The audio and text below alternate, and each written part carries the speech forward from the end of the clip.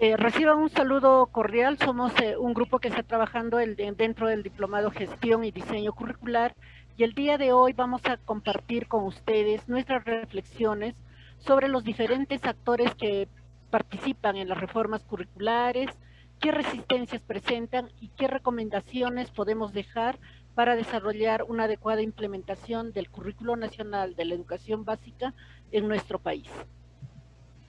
Para ello, nos hemos formulado algunas preguntas a las cuales vamos a dar respuesta justamente en base al diálogo que vamos a compartir las personas que estamos aquí. Una primera pregunta que tenemos es: ¿qué rol cumplen los actores curriculares en la construcción e implementación de las reformas educativas? ¿Qué resistencias se evidencian en el rol de estos actores curriculares? Y finalmente, ¿qué recomendaciones o propuestas se puede realizar a la función de los actores curriculares? Pero seguro que estamos pensando, ¿y quiénes son estos actores curriculares? Los actores curriculares para este trabajo que hemos considerado son docentes, estudiantes, padres de familia, la sociedad civil, los órganos intermedios como las UGELs, direcciones regionales, los sindicatos que hay dentro del sistema educativo con los docentes y las universidades. Bien, vamos a presentar en primera instancia a Rommel Dávila, quien va a desarrollar el primer aspecto relacionado con los docentes. Rommel, tienes la palabra. Muchas gracias, Ade. Qué duda cabe que los docentes representan la clave para que prosperen las reformas educativas no solo en nuestro país, sino también a nivel de toda nuestra región. Ellos tienen que estar de acuerdo con cualquier reforma para que ésta se ponga en acción.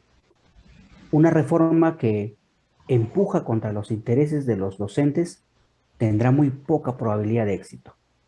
Esto es porque representan el lugar donde se concretiza la reforma curricular, es decir, el aula. Como dice Thomas Luschel, los maestros son los soldados de la primera línea. Pueden implementar, rechazar o hasta ignorar la reforma. Si uno de los dos últimos ocurre, la reforma no se lleva a cabo, simplemente desaparece. En nuestro país, si bien es cierto, se observan avances importantes en la relación entre docentes y estudiantes, en el mayor grado de participación de los estudiantes como protagonistas y también de algunas estrategias pedagógicas utilizadas por los docentes. Sin embargo, todavía se observa que una gran cantidad de profesores siguen dictando clases frontalmente y con escasa participación estudiantil. Inclusive el uso de los materiales educativos distribuidos por el Ministerio de Educación desde el inicio de la reforma suele estar fuertemente limitado por el temor de los docentes a malograr el material o simplemente porque no poseen los conocimientos didácticos para su utilización. Otro aspecto importante también a señalar es en cuanto al sistema de evaluación. Muy pocas instituciones educativas realizan evaluaciones institucionales para monitorear el desempeño académico de los estudiantes. En general, la tarea de evaluación se deja en manos de los docentes, quienes aplican a sus propios grupos pruebas y otros instrumentos diseñados individualmente. Los resultados de esas evaluaciones rara vez se discuten o comparan con los de otros grupos de ese u otros niveles de escolaridad. Y en el actual contexto de la pandemia en el que vivimos, donde se han implementado una educación remota de emergencia, las estrategias, estilos y la evaluación de la educación tradicional se han maquillado con Kahoots, Padlets, Drives y centenares de gadgets. La pandemia las ha golpeado, pero sin embargo la educación tradicional no ha cambiado. Muchas gracias, Ade. Gracias, Rommel. Interesante reflexión.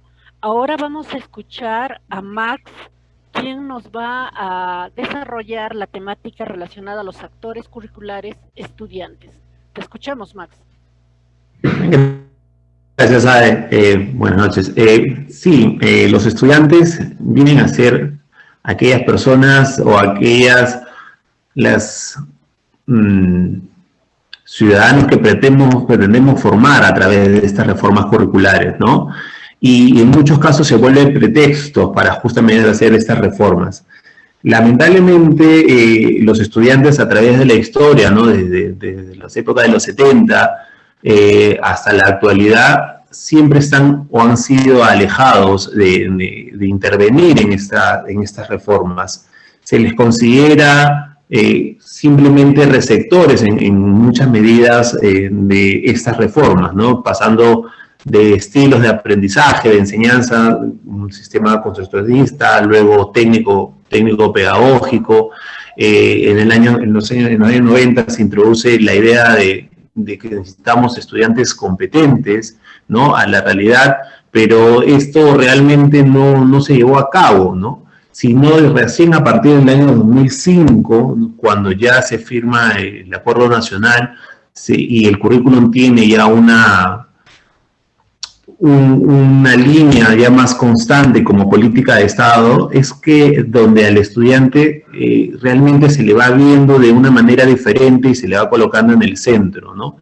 Donde el estudiante es la preocupación y el fin de toda la educación. Es más, donde los perfiles de salida y egreso de los estudiantes van justamente alineados en gran medida, primero, a lo que el contexto les solicita, ¿no? De jóvenes preparados para lo que va a venir después. En esa misma línea también va respondiendo a nivel internacional, qué es lo que se espera de ciudadanos globales. En los últimos años esto ha sido más fuerte a partir del 2016 con el nuevo currículo nacional y la declaración de la competencia, de un currículo por competencia en su totalidad. Se busca hacer más visible justamente esta participación de los estudiantes en este proceso curricular. Todavía estamos lejos, ¿sí? Todavía estamos lejos de lograrlo, pero creo que hemos dado buenos pasos justamente en mirar al estudiante ya de una manera diferente, no como un alumno vacío, como un cuenco vacío que hay que llenar, sino más bien a una persona, a un ciudadano que vamos a formar para buscar una sociedad diferente, una sociedad donde estos estudiantes sean protagonistas, donde sean a su vez respetuosos de su cultura, de su idioma, de su idiosincrasia, y además sean solidarios entre todos. Entonces, creo que vamos en un camino largo de un proceso de reconocer al estudiante como centro de toda reforma curricular, pero que está, creo que, en un camino que nos va a llevar, creo yo, en buena medida a lograr. Gracias. Ok, Max, muchas gracias.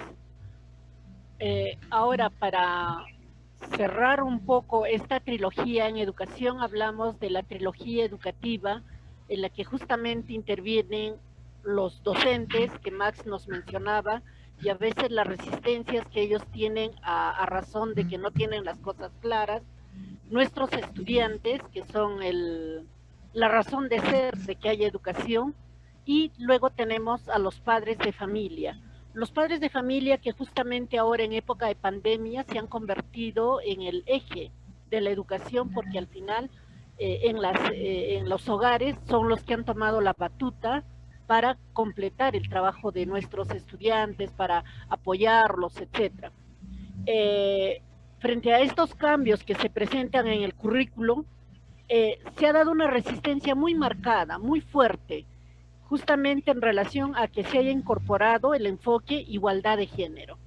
El enfoque igualdad de género que se ha entendido como una ideología de género, y muchos padres de familia se han organizado a través de diferentes colectivos, y fundamentalmente hay uno que en nuestro país ha incidido mucho, es este colectivo denominado Con mis hijos no te metas. Estos colectivos básicamente consideran que el tener el enfoque igualdad de género dentro del currículo busca que haya una propuesta en la que se desestabiliza la familia heteroparental, en la que haya una familia hombre-mujer, varón y mujer, y por el contrario se está promoviendo la homosexualidad. Por ello ellos han realizado diferentes marchas, incluso han tenido acciones no muy adecuadas, pues han generado situaciones de homofobia, etcétera, y esta es una de las situaciones que de repente incluso ha llegado hasta el Poder Judicial por el tema de la implementación del currículo. Creo que es una de las resistencias más grandes que hemos tenido. Otra resistencia que tenemos desde los padres de familia es el tema de que los padres de familia no están convencidos, no comprenden por qué antiguamente los chicos llevaban muchísima tarea y supuestamente así aprendían, y los padres orgullosos decían, mi hijo terminó 2 cuadernos este año, terminó 3 cuadernos, y luego el otro padre de familia se preocupaba, pero el mío solo ha terminado 1. Ahora que trabajamos en un enfoque por competencias, en el que más que rellenar cuadernos, preciso generar información que el estudiante transforme realmente en verdadero conocimiento y lo pueda aplicar a situaciones de su vida cotidiana, a veces el padre de familia no comprende y por ende dice, mi hijo no avanza en la institución educativa, este currículo no sirve. Entonces, frente a ello, necesitamos desarrollar jornadas con padres de familia para informarlos, explicarles cuál es la finalidad de tener un perfil de egreso, cuál es la importancia de los enfoques transversales para formar ciudadanos íntegros, obviamente con un lenguaje sencillo, accesible a todos nuestros padres de familia.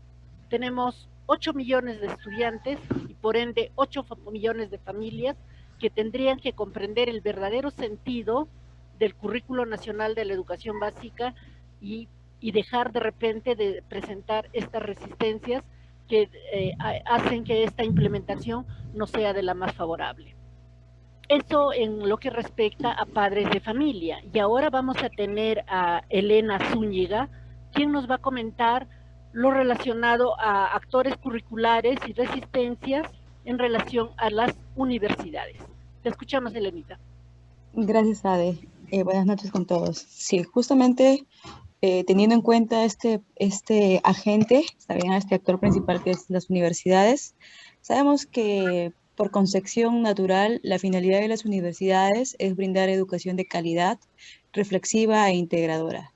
Sin embargo, en el transcurso que vamos evaluando ello, hemos encontrado que ha habido un punto de quiebre bastante importante para ello, ¿no? Es la ley universitaria, en la cual nosotros consideramos que fue el punto más importante donde se evidencian las diferentes carencias y por ende vamos a ver las resistencias que van a establecer o van a mantenerse dentro de las universidades, ¿no? Ahí van a diverger las diferentes resistencias. Una, por ejemplo, es que la calidad educativa se ve de cierta manera bloqueada y vemos que universidades privadas se resisten, ¿no? Se resisten al cambio por el hecho de no querer modificar o invertir en la calidad o el servicio que se brinda en este caso por ser una privada con referente a la calidad educativa que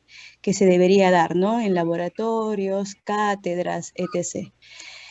Y bueno, otro punto importante que vemos aquí a raíz de ello es que de cierta manera va acompañado con la desorganización, ¿no? Entonces, al ver que la ley universitaria trata de reorganizar, poner un marco de repente estándar para todas las universidades o el mínimo de requerimientos, vamos a encontrar otro tipo de resistencia dentro del bloque docente universitario, ¿no? Y es que nuestro bloque docente universitario se resiste a salir de esa cátedra usual que se tiene, ¿no? Que es una cátedra de naturaleza expositiva y que todavía se mantiene al hecho de interactuar con el estudiante para poder generar de repente una reflexión, encontrar de repente una promoción de una educación integradora y holística, ¿no? Aquí vemos entonces este punto con referente a dos factores importantísimos, que es la calidad educativa desde dos aspectos, ¿no? Nuestros docentes que todavía no quieren mantener esta cátedra, ¿no? ¿Qué nosotros recomendamos en este punto?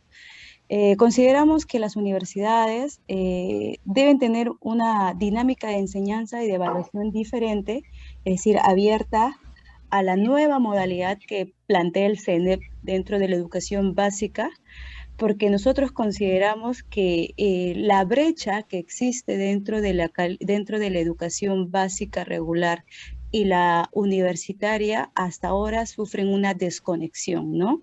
Y por ello consideramos que de cierta manera paulatina, es decir, progresiva, debe introducirse esta manera de la que se viene trabajando dentro de los colegios de la educación básica regular. Gracias, Adela. Gracias, Elenita. Bueno, hemos tenido una primera ronda en relación, pensando básicamente en los actores que son parte, si se quiere, de la comunidad educativa, y por ende luego la universidad, que es el siguiente paso, digamos, y esa conexión que debe haber entre la educación básica. Sin embargo, también tenemos otros actores curriculares que son parte del contexto externo, vamos a decir, de la institución educativa, y también que tiene incidencia en la implementación de este currículo, y también tiene mucha fuerza cuando se está hablando de reformas curriculares. Es así que tenemos a los órganos intermedios, entendidos como las UGELs, direcciones regionales, y nos va a hacer la presentación Rommel al respecto. Adelante, Rommel. Gracias, Adela. Continuando con esta conversación que estamos teniendo esta noche, en cuanto a los órganos intermedios, podemos señalar que más allá del proceso de diversificación curricular que deben realizar, no está bien definido el papel de los órganos intermedios, llámese las unidades regionales y locales de servicios educativos, en el proceso de reforma curricular. Estos órganos no están en condiciones actualmente de difundir la propuesta educativa, tampoco de sistematizar la información sobre los logros y las dificultades en materia de diversificación y concreción curricular. Si bien es cierto que el proyecto educativo institucional es considerada como la primera instancia de implementación curricular en la escuela, la misma debe tener como fuente principal el diagnóstico de las líneas curriculares establecidas regionalmente y localmente, a través del proyecto educativo regional y el proyecto educativo local de la región y la localidad a la que pertenece la escuela. En la práctica, actualmente en nuestro país, son pocas las regiones y provincias donde se ha llevado a cabo el diseño de un proyecto regional y un proyecto educativo local. Así, por ejemplo, en Ancash, ¿cierto?, tenemos un proyecto educativo regional, si bien es cierto, del año 2017, pero sin embargo, el proyecto educativo local data del año 2010. Entonces ya tenemos ahí una larga temporalidad de diagnóstico que seguramente muchas instituciones educativas ya no recogemos esta realidad porque se encuentra desfasada. Es así que la mayor parte de las escuelas del país no cuentan con un diagnóstico regional ni local concreto que pueda usarse como insumo de información del contexto. En general, los directores de los centros educativos hemos asumido de alguna manera la tarea de diagnosticar el contexto sociocultural de nuestros estudiantes, así como de sus demandas y necesidades educativas. Por otro lado, la mayor parte de las escuelas han elaborado un PI propio. En muchos casos se evita la tarea directamente y lo que se hace es comprar, ¿cierto? O en todo caso copiar lo que ya existe en algunas instituciones educativas con la finalidad de cumplir con la tarea burocrática. Por último, también podemos señalar que el centralismo y la precariedad del financiamiento, así como la falta del ejercicio institucional autónomo en la planificación y la falta de obtención y uso racional de recursos, hace que el proyecto curricular de los centros educativos se transforme básicamente en una expresión de deseo sin mayor posibilidad de concreción. Yo creo que esas son las principales tensiones, también las principales situaciones en las que están involucrados los órganos intermedios y no están cumpliendo el rol a cabalidad en la implementación de las diversas reformas curriculares. Gracias, Adelaida. Gracias, Rommel. Otro aspecto importante que es ineludible es el tema de la sociedad civil. Si bien es cierto, nuestros padres de familia, estudiantes, docentes, todos somos sociedad civil, pero tenemos un conglomerado de personas que justamente hacen que sean viables o no las cosas. Y muchas reformas curriculares no han gozado justamente de legitimidad porque los diferentes actores sociales no han sido informados, no les han comunicado en qué consiste y por qué se hace, cuál es la razón de generar una reforma curricular. Entonces, frente a ello, es que surgen estas tensiones, estas resistencias, de decir que no, esos cambios curriculares simplemente son hechos, documentos que se hacen de repente, pero que no llegan a la institución educativa, y por ende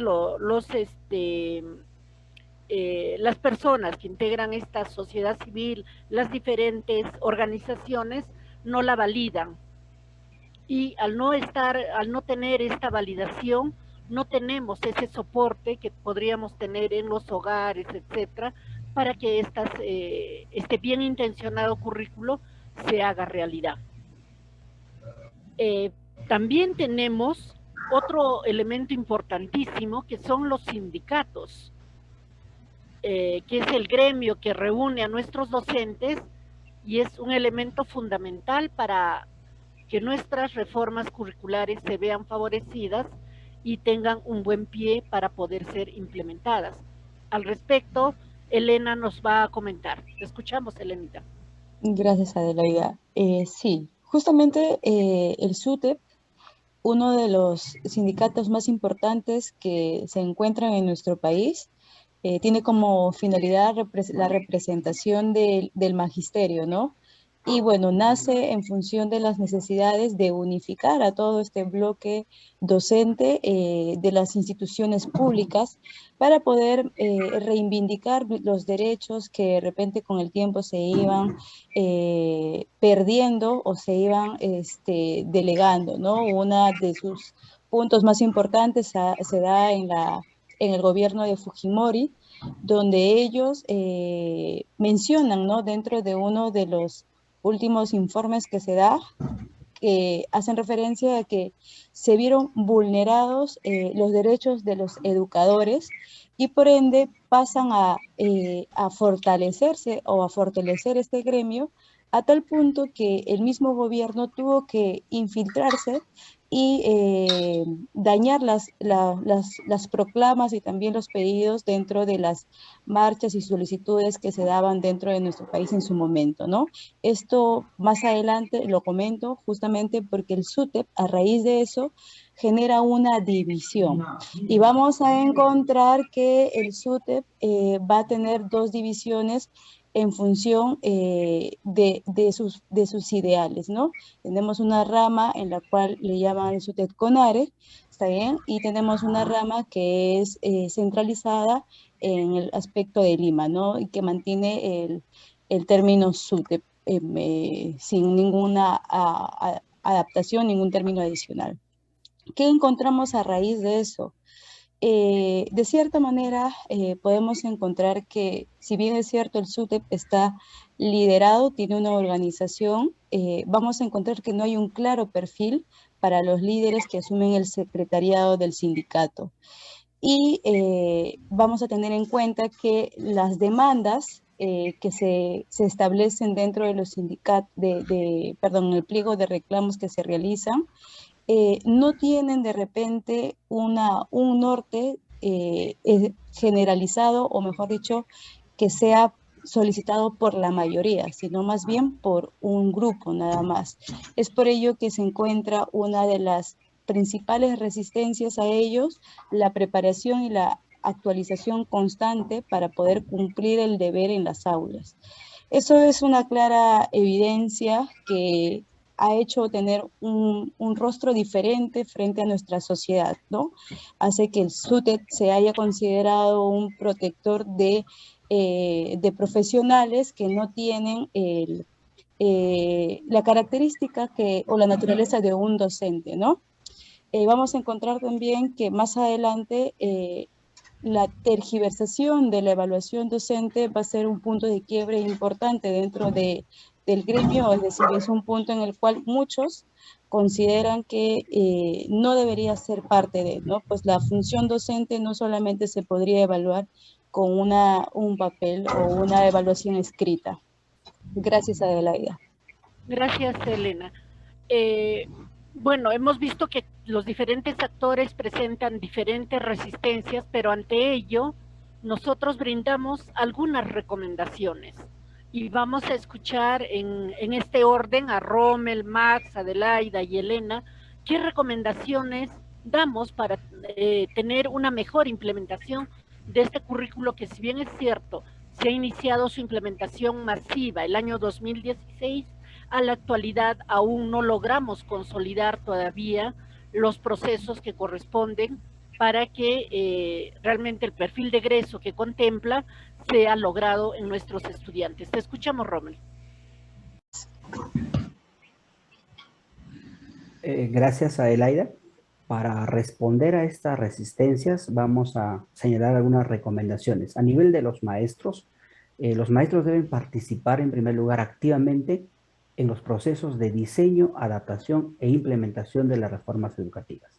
En segundo lugar, la calidad de la implementación de las reformas curriculares en las aulas va a depender mucho del tipo de estrategias pedagógicas seleccionadas y puestas en acción por el docente.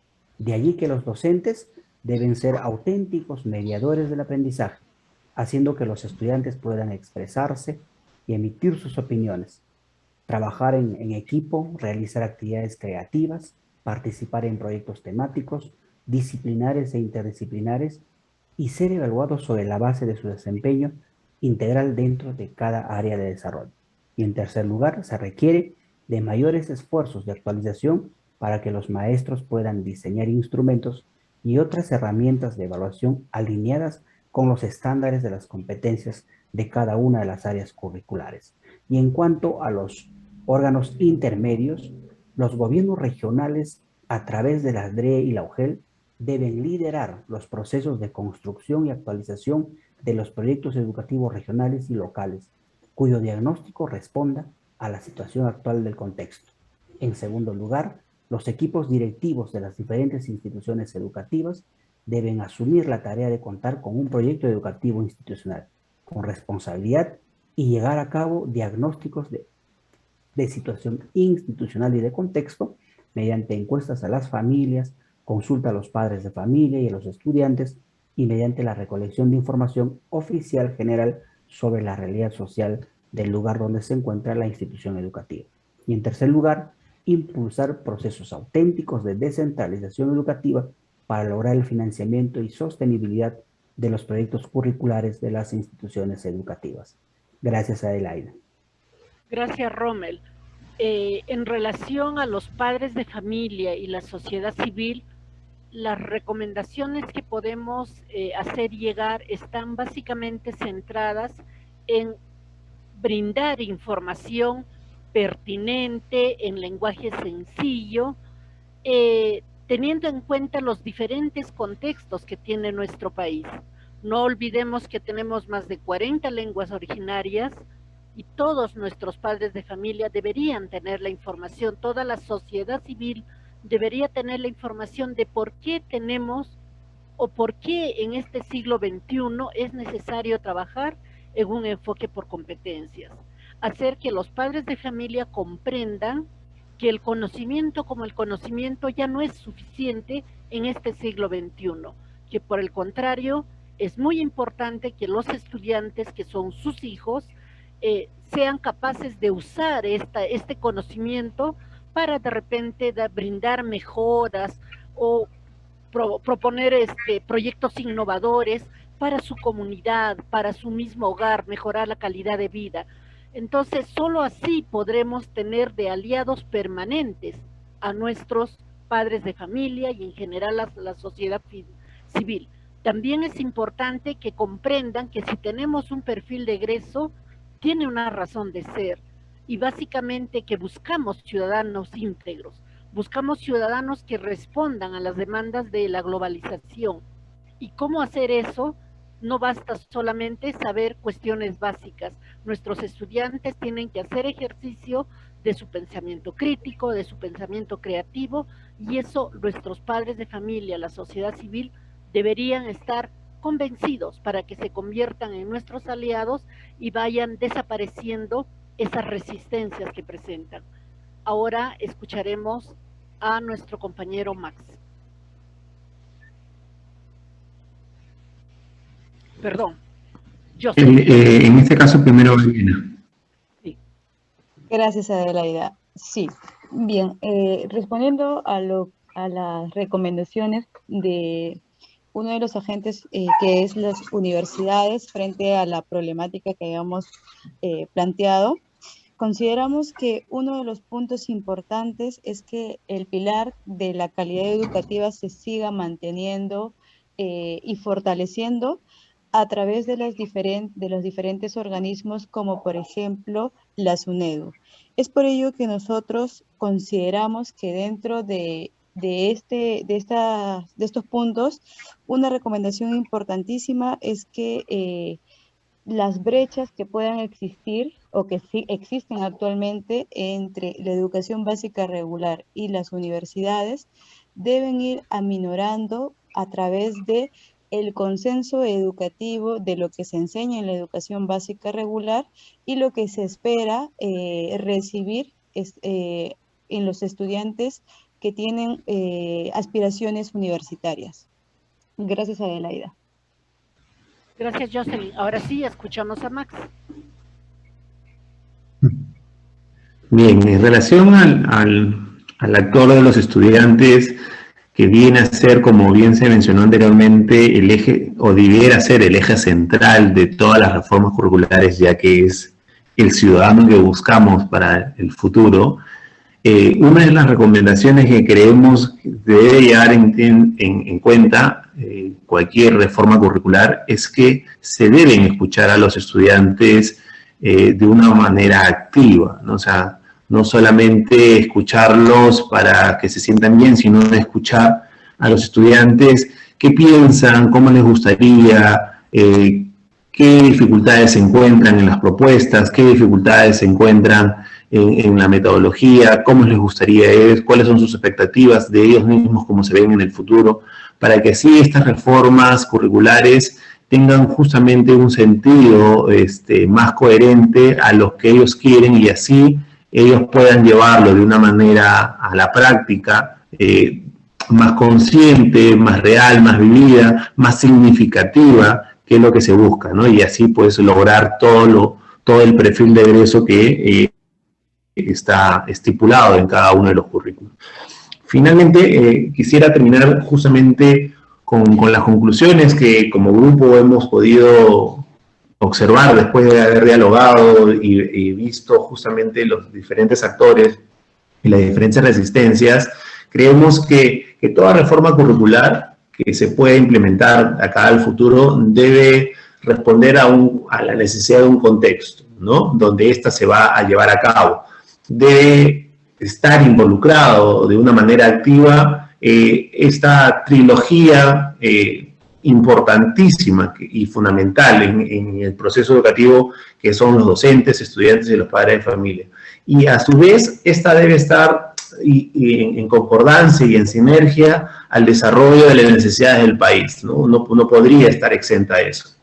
También, en otro lado, una de las cosas que podemos ver que ha sido también en gran medida una resistencia a la implementación de los currículos a través de los años es que debemos minimizar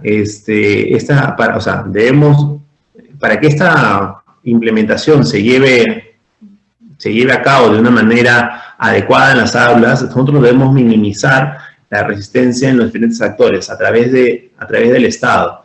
El Estado debe ser el acompañante sostenible para que esto se lleve a la práctica de una manera eficaz y eficiente, ¿sí? Durante el proceso de construcción e implementación del currículo. Si es que esto no se da, vamos a seguir cargando y arrastrando los problemas de años anteriores. Muchas gracias. Gracias, Max. Realmente esta es parte de la reflexión luego de una larga conversa que hemos tenido los integrantes de este grupo, que son Rommel, Max, Jocelyn, Elena y Adelaida. Nada, nos despedimos hasta una próxima oportunidad. Muchísimas gracias.